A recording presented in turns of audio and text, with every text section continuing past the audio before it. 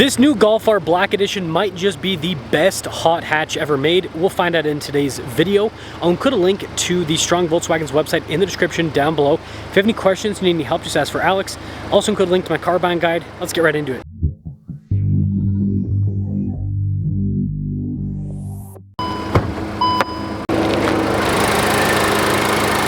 Under the hood is a turbo 2-liter 4-cylinder that goes through a 7-speed dual clutch.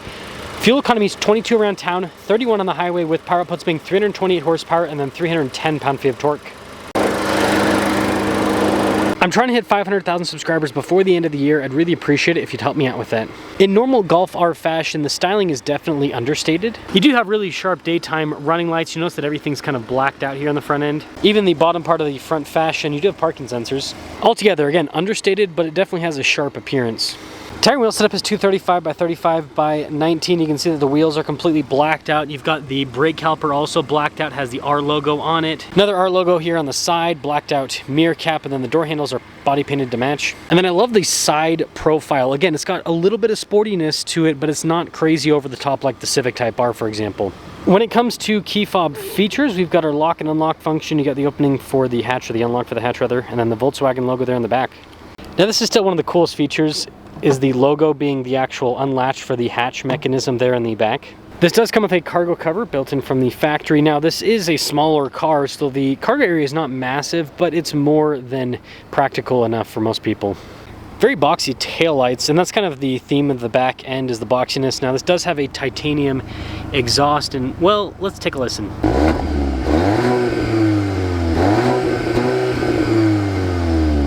Finally, the roof spoiler up top is really cool, and that'll sum things up for the exterior.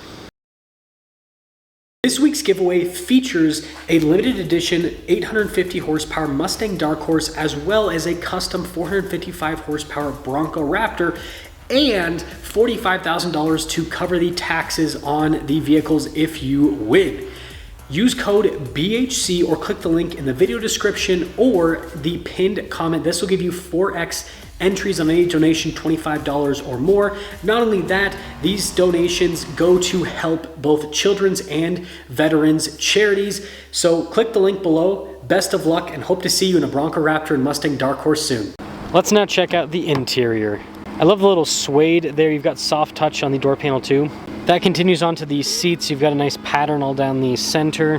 Now, legroom's not massive back here, but I do fit quite well. It's actually not cloth here in the center section. It's kind of like a leather vinyl type trim.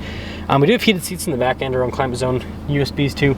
And there's not a crazy amount of headroom, but I do fit back here quite well. Keyless entry for up front. Let's check it out. Blind spot monitoring with the mirrors. You've got lots of nice trim on the door panel. Again, suede. You've got some kind of like carbon fiber trim too. Bucket seats up front with the R logo. They're partially manual, partially power with the adjustments. Now this is the automatic, so of course just 2 pedals and a nice finish on those 2 pedals.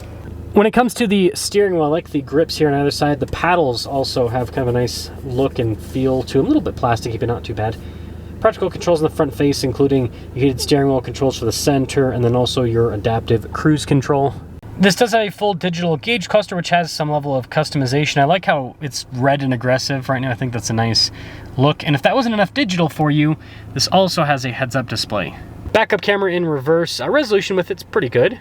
As for the rest of the infotainment system, you've got a little vehicle tab that's pretty easy to pull up with different items. And there is some shortcut buttons below. I'll show those to you for like the drive modes, for example. And yes, there's several different race options, including the little Nürburgring mode. And yeah, you have to, I guess, press a special button to enter the drift mode there. It's like, are you really sure you want to do this? But either way, the infotainment system is pretty user-friendly. It does still have the kind of climate control sliders. It's something that you can get used to, but I understand how some people aren't too fond of that.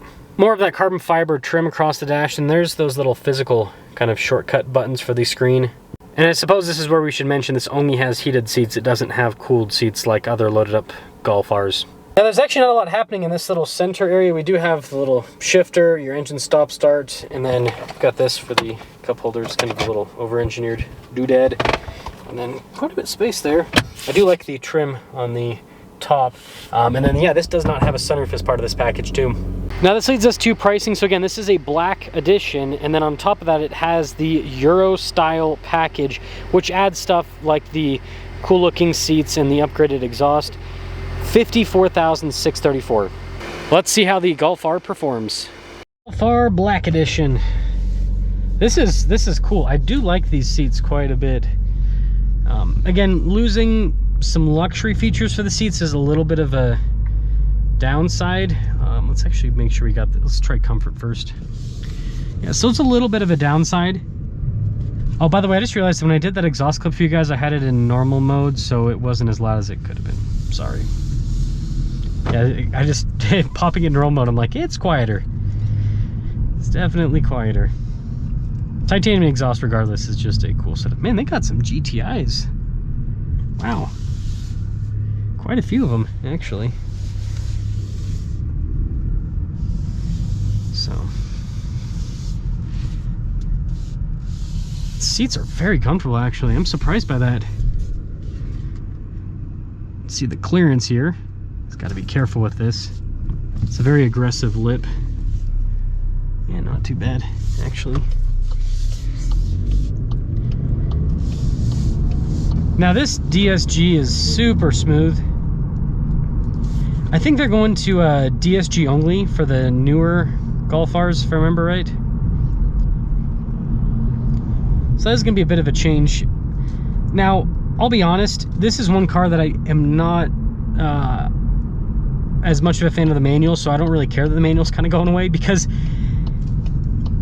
it's not like the worst manual ever, but it just doesn't, the shifter feels just kind of funky. And I mean, especially when you compare it to like the Civic Type R, for example, like that has such a crisp manual transmission, and then you get into this and the manual's like meh. But then the DSG is just phenomenal. It is absolutely phenomenal. It's one of the best transmissions out there. Yeah, the power delivery on this thing is great. So we'll pop into the sport mode now. And the steering's also, it's light in normal Volkswagen fashion, but it's pretty direct, all things considered. And that's the important thing, is the directness. Man, this is sharp.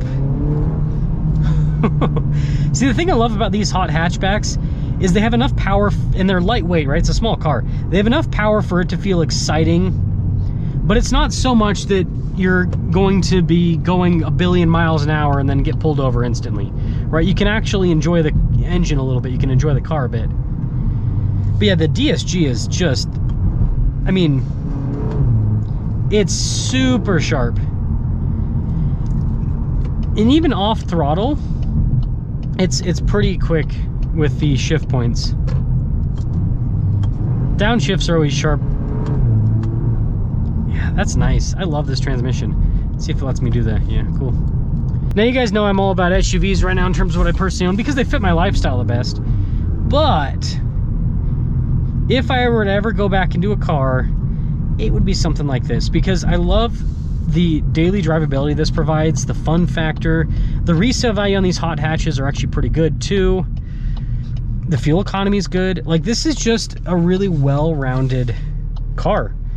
Just the hot hatches in general, but especially the Golf R. The Golf R, it offers quite a bit. Now, it's gotten expensive. It's over $50,000 for this package, which is a big chunk of change. Now, you can get a lot of the Golf R experience in the GTI at a much lower price point, but the thing about the Golf R is, well, it's all-wheel drive. And that's something that the Civic Type R doesn't have. The GR Corolla does have that. But yeah, the all-wheel drive makes it so that this is gonna be a little bit better in like winter. It's not winter right now, but we get winter here in Utah. So it's a nice balance that this provides.